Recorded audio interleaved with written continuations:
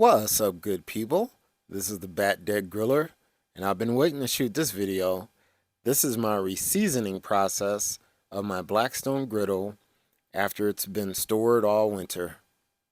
To be honest, when I uncovered my griddle this spring, it didn't look as bad as what I thought it was going to be, but it just needed a little bit of TLC to make it ready to cook on again. And here's that process. So the first thing I did was grab one of those blue shop towels and just wipe the top down. I used the blue shop towel because it doesn't leave as much lint as, a regular paper towel. Then I got my spatula and just started to scrape over some of the areas of concern that I felt needed a little bit of TLC, just trying to smooth it out a little bit. After using my spatula, I pulled out my water bottle and sprayed the top of the griddle and grabbed my griddle stone and in circular motions just started to go over all the surface areas of the griddle top. So not only the griddle top itself, but if there were any areas on the side, I made sure to get the sides as well. And depending on how much TLC your griddle top needs, you may have to spray some additional water down and go over your surface again with the griddle stone. Again, it's going to vary depending on how much TLC it needs. So just take your time with it. Remember to get the edges and any particular spots that need to be smoothed out. And after you finish with that, this step is going to get the excess water and some of the grit from the stone off of the griddle top. So I use my spatula to push the excess towards the back of the drip hole. And after initially scraping off the excess water and the grit from the griddle stone, this next step will take you through the process of completely wiping off the grit from the griddle stone. So you get your water bottle, spray the top down, grab some clean blue towels, and start to wipe the top down.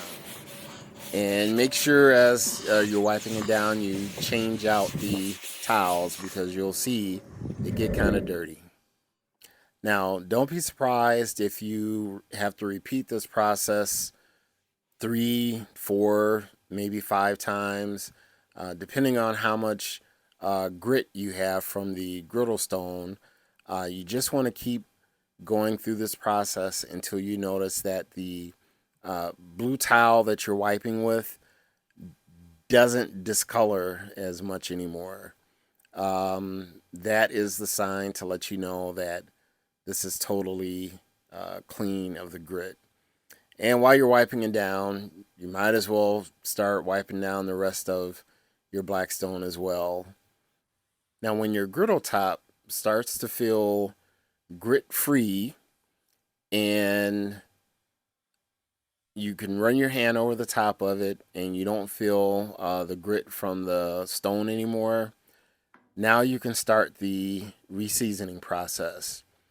Turn your burners on to high, start the fire, and just wait for the griddle top to get hot. And when your griddle top is nice and hot, grab your oil bottle, spray some oil on the griddle top, and then use a pair of tongs along with blue towels and spread that oil evenly, leaving a thin coat along the front, back, sides of your griddle.